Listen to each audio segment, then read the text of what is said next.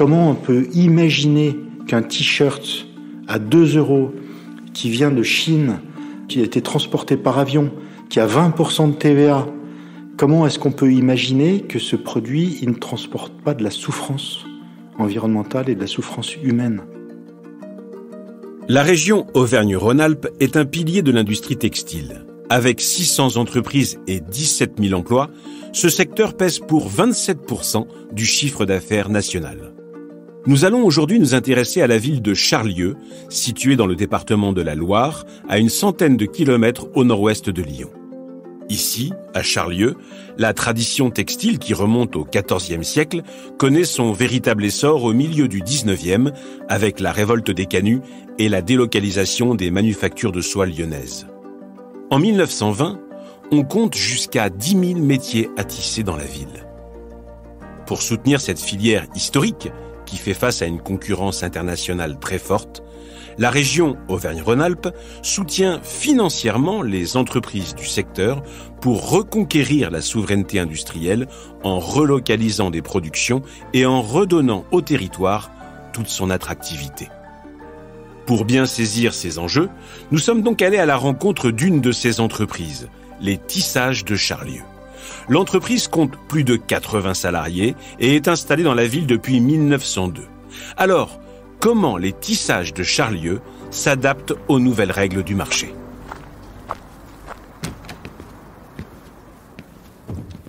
Bonjour madame, on a rendez-vous avec Éric Boel à midi. Allez, je vous fais passer ici. Super, merci. Allez-y. Bonjour monsieur. Bonjour. Donc vous êtes Éric Boel. Absolument. Président des Tissages de Charlieu et de Nouvelles Fibres Textiles. Merci de nous accueillir. Avec joie. Bienvenue chez nous. L'économie mondiale, elle est linéaire à 93%. Donc il n'y a que 7% de l'économie mondiale qui est circulaire. Les chiffres de la Commission européenne indiquent que 50% des émissions de gaz à effet de serre et 90% de la perte de biodiversité sont liées à l'extraction et à la transformation des matières premières vierges. On sait aussi qu'au mois de juillet, on a consommé toutes les ressources que notre planète est capable de fournir. Donc l'option de la circularité, c'est pas une option, c'est une obligation. On n'a plus suffisamment de matières vierges pour fournir nos besoins. Textile en France, on consomme chaque année 800 000 tonnes de textile. Ces 800 000 tonnes sont produits à 97% en dehors de France, à l'étranger et essentiellement en Asie. Chaque kilo de textile consommé en France génère 54 kilos de CO2. Le même kilo de textile produit en France, on divise par 2 cet impact. Si on le diffuse en circuit court, on divise par 4. Et si en plus on le fait en matière circulaire, on divise par 10. Divisé par 10, c'est bien, mais on ne se rend pas bien compte en tant que consommateur ce que ça veut dire. Si l'ensemble des activités humaines et économiques étaient divisées par 10, en 2022, l'activité humaine a généré 40 gigatonnes de CO2. Si on divise par 10, c'est 4 gigatonnes. 4 gigatonnes, on est à la deuxième moitié du 19e siècle, avant l'ère pétrolière, au début de l'ère industrielle. Ce qu'on fait ici, c'est clairement d'essayer de faire en sorte qu'on puisse faire un maximum de textiles qui soient circulaires, et je vais vous expliquer un peu pourquoi et comment on fait ça. On va aller visiter l'usine. Là, on a des chaussures de protection, c'est ça? Oui. C'est pourquoi? C'est des coques. Si jamais il y a quelque chose qui tombe et qui vous tombe sur le pied, moi je les enfile. Ça évite de l'écraser. D'accord. Je les enfile. Hop. Alors on va commencer par quoi? On va commencer par l'extérieur.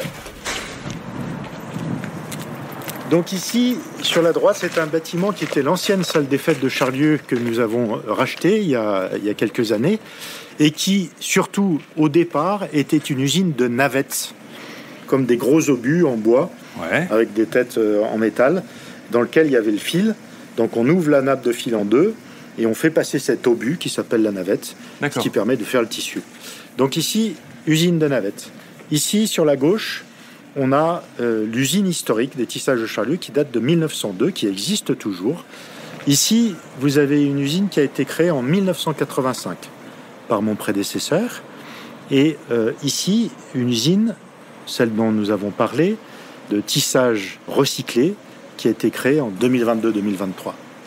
Donc là, maintenant, on va s'avancer vers le tissage. On va faire le tour du tissage par là. Donc le tissage historique, ici, c'est ce qu'on appelle l'ourdissage. Donc avant, il y avait des métiers à tisser. Maintenant, c'est la salle d'ourdissage et de visite-expédition. L'ourdissoir, donc vous avez vu, c'est toutes ces bobines verticales. Là, il y a 1000 bobines sur chaque rangée. Et ces bobines de fil vont nous permettre de faire des chaînes. Parce qu'ici, on fait du chêne et trame. Vous avez 3 catégories de tissus.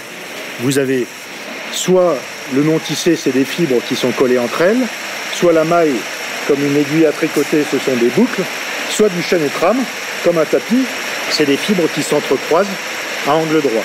Dans cette usine, on fait du chêne et trame. Et pour faire du chêne et trame, il faut une chaîne. Et la chaîne, c'est ces gros rouleaux qui sont ici, sur lesquels on va mettre, par exemple, 10 000 fils qui sont côte à côte. Cette partie du métier du tissage est très très importante. Si on n'a pas une bonne chaîne, on ne peut pas faire un bon tissu et on ne peut pas avoir de bons rendements. Donc ça, c'est la partie ourdissage avec Léa, qui est ourdisseuse chez nous depuis 5 ou 6 ans. Du coup, moi, je suis sur un ourdissoir et nous, notre boulot, en gros, c'est sur des cantres. Donc, comme vous voyez, le gros mur où il y a plein de petites bobines comme ça, c'est de rassembler tous les fils dans notre peigne, ici, là. Ok. Et de les assembler tous ensemble sur l'ourdissoir pour faire une mise, 2 mises, 3 mises. Enfin, pour faire des mises, ça c'est une mise par exemple. D'accord. Mon ourdissoir après il va se décaler pour coller les mises ensemble et former la chaîne, ce qu'on appelle la chaîne. Ce sera une grosse bande de fils quoi. D'accord. Et ce sera la chaîne qu'on aura derrière les métiers à tisser quoi. Ensuite ça part au métier à tisser. C'est exactement ça. C'est assez impressionnant à voir, on peut que le décrire. On a effectivement plein de fils, des centaines de fils qui partent de toutes les bobines et qui arrivent ici. Là, j'en ai 526, par exemple. Là, vous en avez 526. Et chaque fil a sa place. Donc là, il y en a un dans chaque dent du peigne. Et vraiment, ils ont tous leur place. D'accord. Et on va les assembler ensemble. Voilà. Ah ouais, c'est impressionnant. Bon, bah merci beaucoup. De rien. On continue notre petit tour. Pas de soucis. Merci. Bonne journée, au revoir. Bonne journée.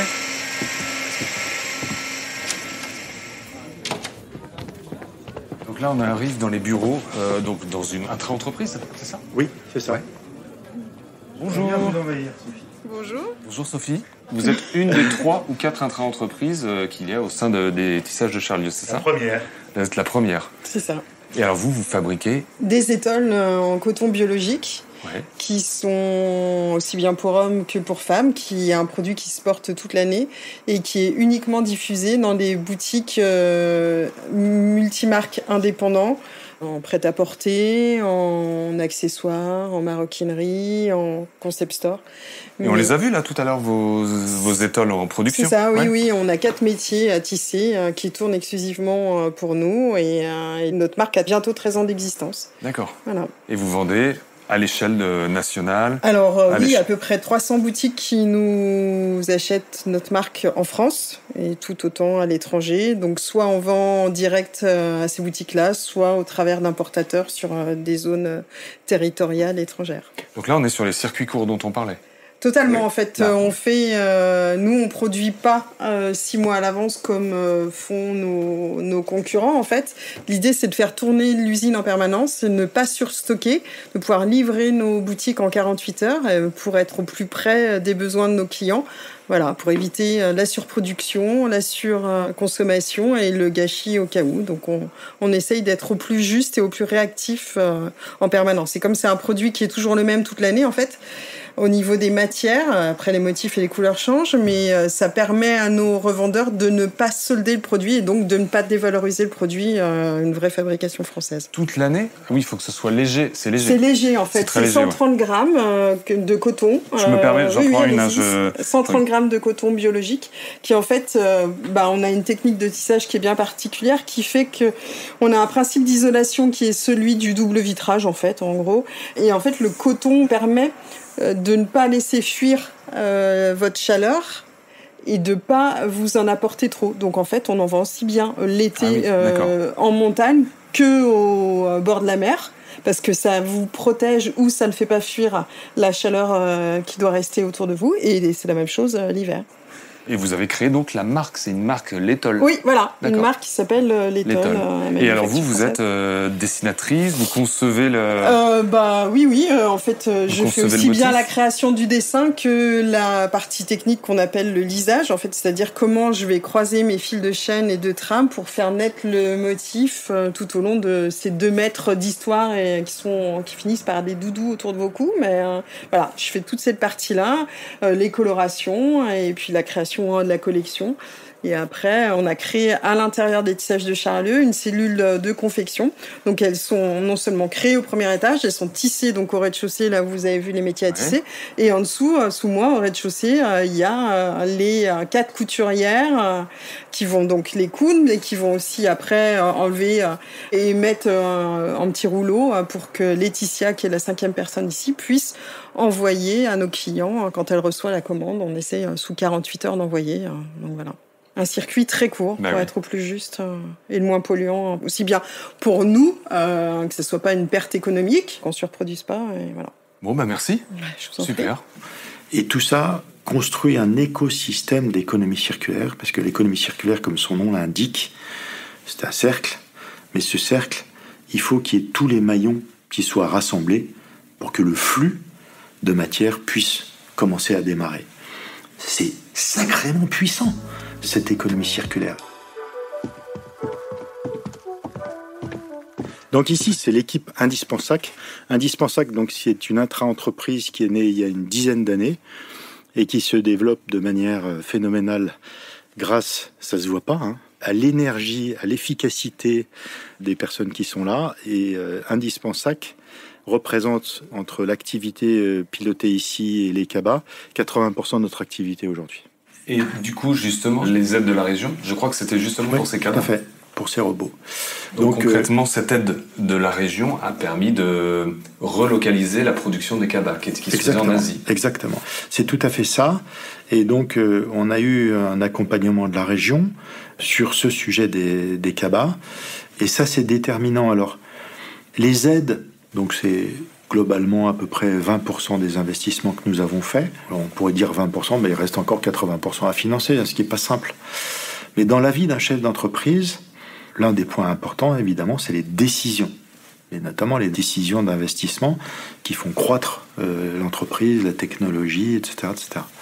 Donc, pour prendre une décision, c'est clair que l'aide, au-delà des 20% qui sont évidemment très précieux, c'est aussi un déclencheur qui va plus loin que juste les 20%, qui nous aide à prendre cette décision de manière plus sereine, qui est un déclencheur d'investissement. Et ça, c'est vraiment, à mon avis, le plus important dans les accompagnements financiers qu'on peut avoir de la région ou de l'État. Mais pour conclure, quand je vois ça, moi, ce qui me frappe, c'est qu'en fait, vous êtes dans un combat. Parce que vous êtes dans un environnement où il y a des mastodontes. On parlait de Chine tout à l'heure. La fameuse marque qui produit 7000 nouvelles références par jour. En fait, ça, c'est un combat, une vraie mission. Bien sûr.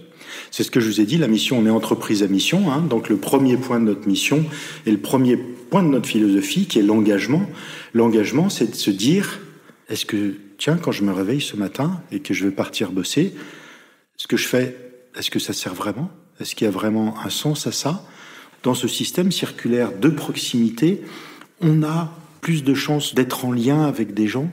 Et ce lien, c'est la base de notre humanité. Nous ne sommes en lien qu'en interconnexion les uns avec les autres. Et une interconnexion qui ne soit pas uniquement numérique, mais qui soit réelle. Bon, Eric, je crois qu'on a fini. Merci de nous avoir accueillis dans votre entreprise. Avec joie. Et merci à vous d'être venus. Merci à la région, évidemment, sans qui tout ça n'aurait pas pu se faire. Et à bientôt. L'entreprise des tissages de Charlieu est un parfait exemple de relocalisation réussie. Grâce à la région Auvergne-Rhône-Alpes, la fabrication de cabas qui était à 100% produite en Asie a pu être en grande partie relocalisée en France. Comme nous l'expliquait Éric Boel durant la visite, cette production textile locale permet aussi de répondre aux enjeux environnementaux, car à la fois décarbonée et circulaire. Un double bénéfice aligné sur les ambitions de la région Auvergne-Rhône-Alpes. Relocaliser pour ramener 30 000 emplois dans la région d'ici à 2027, mais aussi faciliter la transition des entreprises vers une économie plus vertueuse. Pour conclure, cette collaboration entre la région Auvergne-Rhône-Alpes et l'entreprise Les Tissages de Charlieu démontre toute la force du partenariat public-privé et l'engagement commun pour un développement économique durable et créateur de valeur pour le territoire. Ne manquez aucun épisode de Podcast Story. Abonnez-vous et mettez 5 étoiles sur Podcast Addict, Amazon Music ou Spotify.